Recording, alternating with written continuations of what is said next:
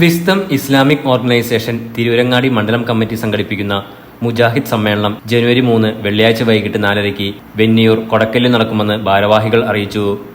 ഏകദൈവ വിശ്വാസത്തിലേക്ക് നയിക്കുക, വ്യക്തിവിശുദ്ധി കാത്തുസൂക്ഷിക്കാൻ പ്രേരിപ്പിക്കുക, കുടുംബ സംവിധാനം തകർക്കുന്നതിനുള്ള ശ്രമങ്ങൾക്ക് പ്രതിരോധം തീർക്കുക, ലിബറലിസത്തെ തോൽപ്പിക്കുന്നതിനുള്ള കരുത്തു നേടുക, അന്ധവിശ്വാസങ്ങൾക്കും അനാചാരങ്ങൾക്കുമെതിരെ നിലകൊള്ളുക, സാമൂഹ്യ മാധ്യമങ്ങളിൽ ഫലപ്രദമായി ഇടപെടാനുള്ള അവബോധം നൽകുക എന്നിവ ലക്ഷ്യങ്ങളാണ്. വിസ്ഡം ഇസ്ലാമിക് ഓർഗനൈസേഷൻ സംസ്ഥാന vice president P Kunjumuhammad Madani Parappur ഉദ്ഘാടനം ചെയ്യും. അബ്ദുൾ മജീദ് കരിമ്പറമ്പ് അധ്യക്ഷത വഹിക്കും.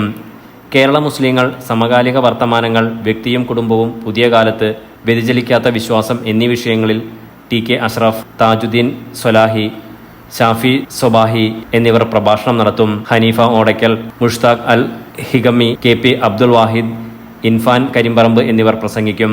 വിസ്ഡം ഇസ്ലാമിക് ഓർഗനൈസേഷൻ സംസ്ഥാന വൈസ് പ്രസിഡന്റ് ബഹുമാന്യനായ സി കുഞ്ഞുമുഹമ്മദ് മദനി പറപ്പൂർ അവർകളാണ് സമ്മേളനം ഉദ്ഘാടനം ചെയ്യുന്നത്. വിവിധ വിഷയങ്ങളെ അധികരിച്ചുകൊണ്ട്